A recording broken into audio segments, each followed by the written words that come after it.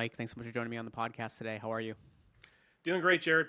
Appreciate having the chance to chat a little bit. Yeah, I'm really excited. We'll dive right in. We tend to keep these short and sweet. Uh, let's assume that some of our audience is meeting you for the first time.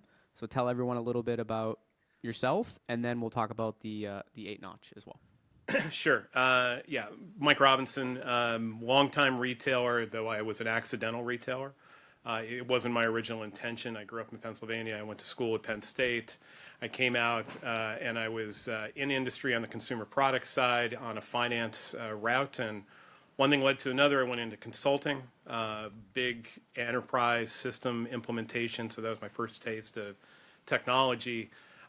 International perspective, had a chance to come back to the U.S. and join a bit of a boutique firm here in San Francisco that was focused on sort of the first generation e-commerce sites for many of the major retailers in the U.S. And what I found is I fell in love with retail at that point. And I knew that was going to be the path forward, even though it had never been the original intention. And so through a series of consulting roles at the boutique and then back with PricewaterhouseCoopers and then IBM Consulting, I found that I really enjoyed this, but I wanted to get on the other side of it. And so an opportunity came up at the Gap. I went over there for a period of time. And then my last major role in industry was focused at Macy's, where I had a chance to go. It was a period of time that we were making significant investment from a technology standpoint. And then I had a chance to lead the channel, and during my time there, we grew the channel from 700 million to 7 billion. Part of that was cannibalization, but part of that also was eating the competition's lunch as well. And I feel very proud of the work that we did as a team there. Soon after that, I decided to step away from large companies and move into what became the next passion for me, which was advisory for startups, corporate board work. And then also, as you mentioned, the 8th-notch became a bit of a passion play to begin, but now it's definitely become the vocation. Retail is such an interesting space, and like through all these companies that you've been at, I'm sure there was all these different takes and obviously how they were doing things. Would love to hear, throughout your career, you don't have to maybe give specifics from Sure. each company you were at, but like, what were some kind of, if you grouped it all together, the key takeaways that you learned along the way at these big retailers? Yeah, I mean, I think there's probably three things. One is controlled chaos, right? Right, because you're dealing with humans, right? And you're trying to convince them in many ways to take wants and turn them into needs, right? Which is a psychological conversation in many ways. The other piece is you're only good as what happened yesterday, right? It's the immediate nature of retail, right? Customers tell you when you're great, and customers tell you when you stink, right? And then the last thing is if you don't have a great customer experience, it doesn't matter, right? I don't care how good a product you have. I don't care how good a service you have. If you don't understand how to make the customer the core of what you do, it just doesn't matter, and they'll walk away from you and find someone else that will. Yeah, as much as brand loyalty is a thing, it can go away very quickly if a few things don't go right. Well, I mean, I'll share a story in my own personal experience, and it's not something. It's me as a customer, right? Mm-hmm. I'm not a huge fan of Starbucks coffee, but I'm a major fan of their loyalty program, right? Because they gamified it, they found a way to pull me in, they provided points, they made it fun, right? They've gone away from that now, right? Where frankly, I don't get the offers that I once did, I don't get the experience that I once did, and I can't tell you the last time I stopped in a Starbucks, just because of that change. They had me hooked, right, in terms of a loyal customer because of gamification and the points programs, and they had me drinking a suboptimal product. But now that they've moved away from that and it's no longer fun for me, I just don't think about Starbucks, and I'll go to a local instead. Yeah. Yeah, it's even you see what a lot of them did for like just a simple thing for your birthday. Most coffee shops would give you your free birthday beverage. Sure. Now Sure. and they give you like a week. Now Yeah. it's if you don't come today, you don't get it at all. Yeah. And then Starbucks doesn't even give you any. The only time I get points at a Starbucks is if you bring your own cup now. That's pretty much the only time you're going to get stars. It's really interesting how a simple change like that can turn people off, right? Right. I mean, I flip the order of that and think about Delta, right? Right. I'm a Delta zealot, right? Because they found a way to immerse me in their program because it was, you can get into their universe and not necessarily have to fly to get, premium experiences, right? It's also part of having their credit card. It's about, it's about other components about it. It's about running cars through them. And so they created, I think they took a page out of the Apple book as they created, this walled garden, right? And they found a way to keep me in. And now, I don't, every time I travel, Delta's the first thing I think about because of the elevated service and the chance to be able to continually gain in that program.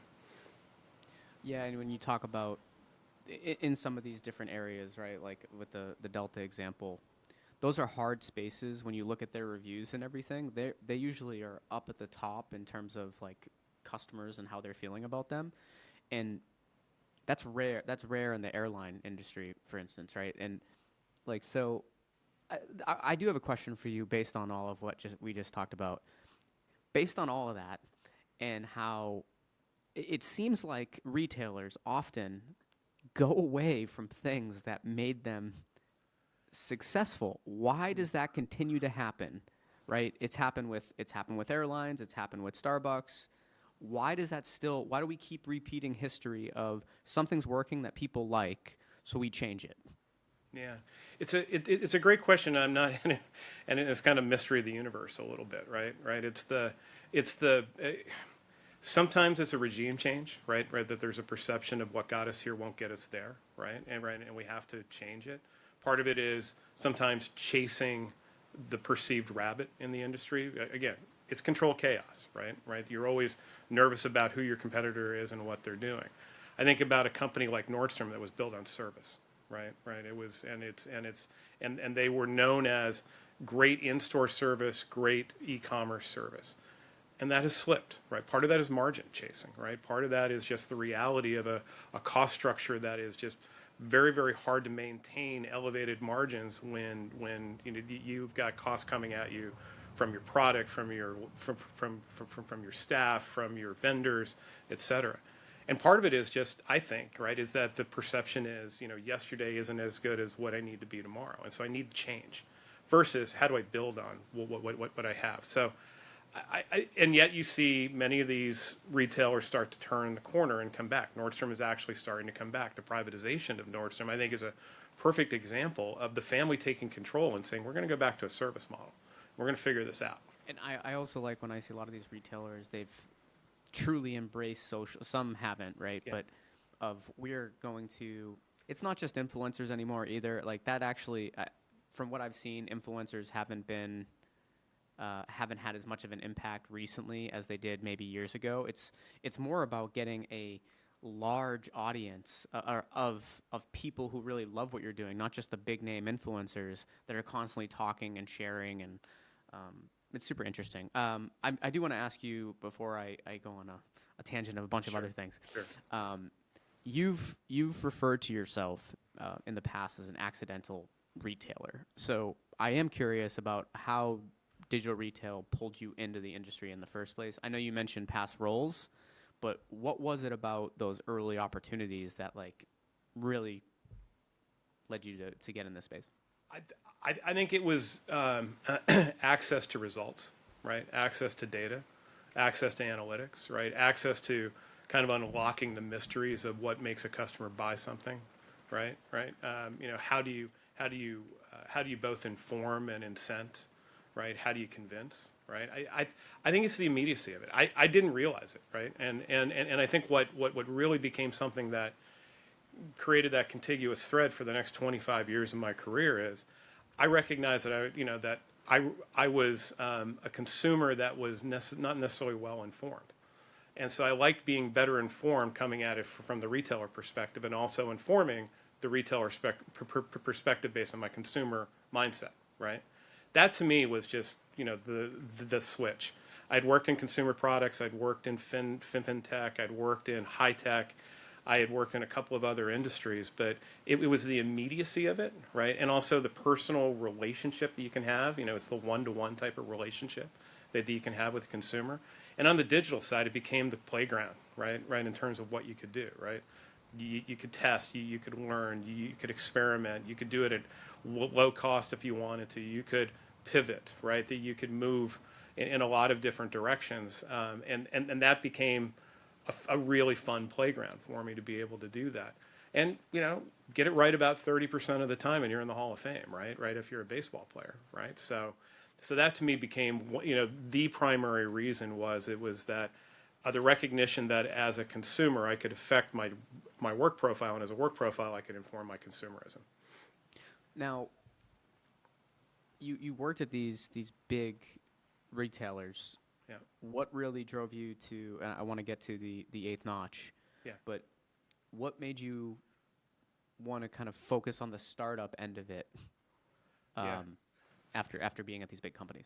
Well, I think as much as being an accidental retailer, I became an accidental startup guy as well, right? And it was being here in San Francisco with the e-commerce group that we had lots of startup companies coming to us, right? And I started to learn and understand the power of breaking a problem down to a smaller item and focusing on it from a product perspective. And so I always enjoyed those experiences when I was in industry. I started doing advisories after I left, and then it became, I wasn't sure that I had the chops to be an entrepreneur, and it really came down to my buddy as the founder, Jamie Sapp. He was like, I got this idea for a company, and I'd love to have you along to do this. And we talked about it, right? And one thing led to another, and we said, it's perfect timing in both of our careers, right? We both have walked away from large corporate experiences. We're a little soured on that. We're not quite sure what's next. Why don't we give it a shot? I mean, if they can do it, we can do it. Let's give it a shot. And let's talk a little bit now about like more with the eighth notch. So this Sure. was born out of the pandemic, right? Would love to hear what kind of any early results, any feedback that you've received. Would love to hear. Just give me kind of the gambit here. Yeah, I'm going to give you the origin story, and then we'll walk you through it a little bit, right? Right. Born out of the pandemic really was, the notion that we were having everything brought to us, and there was this, I was Jamie is a close friend of mine, and I was over at his house in the East Bay here in the Bay Area, and we were out for a walk, socially distanced and everything that went on with that time. But we're watching these delivery trucks go up and down his suburban roads, right? He goes, does that happen to you? And I live in the city. I said, yeah, it happens all the time. I got trucks coming up, and I've got a relatively quiet street out here, but they come up and down all the time. He goes, I'm not sure that's sustainable in terms from a business perspective and a capacity perspective. That word became something else as we went through that. He said, and I think there's a business to be made, is that if we could minimize the number of times that a delivery truck comes to your house, but still drops off everything that you've ordered, but it's just in a more synchronized and coordinated way, is there business value in that? And we went to one of the major package carriers in the U.S. And asked them, and they said, we've been trying to crack the code on this forever. It's called delivery density, right? Right? Because if our driver can stop once and drop off multiple packages, it's better than him stopping once 3 days in a row if he only has to stop 2 days. And he said, and if you can figure out, the math and everything that goes on with that, there's money to be made. We said, okay, is there value in that delivery truck stop? And they said, yeah, there's multiple dollars. And I said, let's create a gain share model around it. So if you're willing to allow us to use part of that to incent the retailer to change the behavior upstream, because this is really just a change in terms of when something ships to allow it to be synchronized with something else being delivered at the same time, would there be value? I said, absolutely. I said, well, we will take a piece, and you obviously take the lion's share. And that's really the gain share model that we've done. So we build a platform that takes information from the carrier of everything that's in motion over the next several days going to every address in the United States. And we work with the retailers to onboard all of their pending e-commerce orders that haven't shipped yet.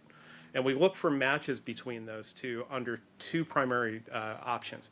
One is, can I match something from that retailer with another retailer coming to Jared's house? And if so, when does it need to ship in order to match with that item in flight? Again, not a change to the physical flow. I'm not taking ownership of the package. It's just using time differently. And then the other option was in the world of split shipments, right? In terms of you order multiple things from the same retailer, but they have to ship from different places. they're conditioned right now to think about it as we're going to ship everything at the same time, even though something's coming from the Northeast, the Northwest, and they're all going to the Southeast, right? But there's different transit times between them. So they'll end up, and I tell this story of, I ordered 5 white T-shirts from Macy's when I left. They came from 4 different locations and were delivered over 3 different days. It's 5 basic white T-shirts that if I wasn't if I didn't know what was happening, I'd be calling customer service saying, where are my boxes? In our scenario, it still would have been 5 white T-shirts shipping from 4 different locations, but being delivered on one day. And that's the change, right? There's a improvement to the customer service component to it as well.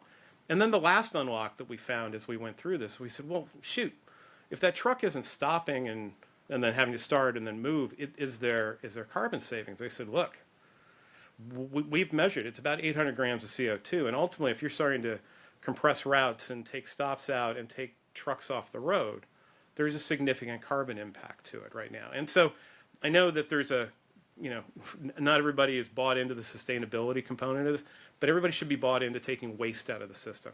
And this is taking waste out, dollar waste and carbon waste, right? And you get the carbon for free by doing this. And that's really what we call it, the gift with purchase associated with it. So that's the premise of who we are. Our goal is to take trucks off the road ultimately, but still you as a consumer, you don't have to change your behavior at all. It's just a simple change up front in terms of when things start their journey to you. It's I like the approach. It's like if you had to take from this initial conversation, like if you had to take if retailers had to take away one thing, what do you think that should be? Yeah, it's the message I send to every retailer, right? Is that there's really 2 things. If you think that all of your processes are efficient, you're wrong, and you should take a second to look at. And the second thing is, what we offer is exactly what Amazon is doing and conditioning every customer in America right now. Because every time you check out at Amazon, you're given options, but they're not options that necessarily benefit you. They're options that benefit them. Because they're trying to figure out route density and delivery density as well, where more things are delivered to you at the same time, or more things are being delivered to your street at the same time. So stop chasing yesterday's Amazon of speed is the only thing that matters. Start chasing and start catching up to Amazon in terms of how to deliver it in a better way. I love it. What's next for you and the 8th Notch? Well, we are aggressively onboarding retailers at this point. We go to market through our package carrier, and so they position us in many of their major accounts. But one of the reasons why I'm out here on the podcast tour, right, is to get the message out. So if there's a retailer out there that is looking to save money and save carbon and actually compete with Amazon in a better way, call us, right? Because we would love to tell you more about it and find a way to get you into this program. I love it. Mike, I want to thank you so much again for joining me here on the podcast today. I look forward to continuing the conversation in the future, and best of luck with everything. Thank you, Jerry. Appreciate it.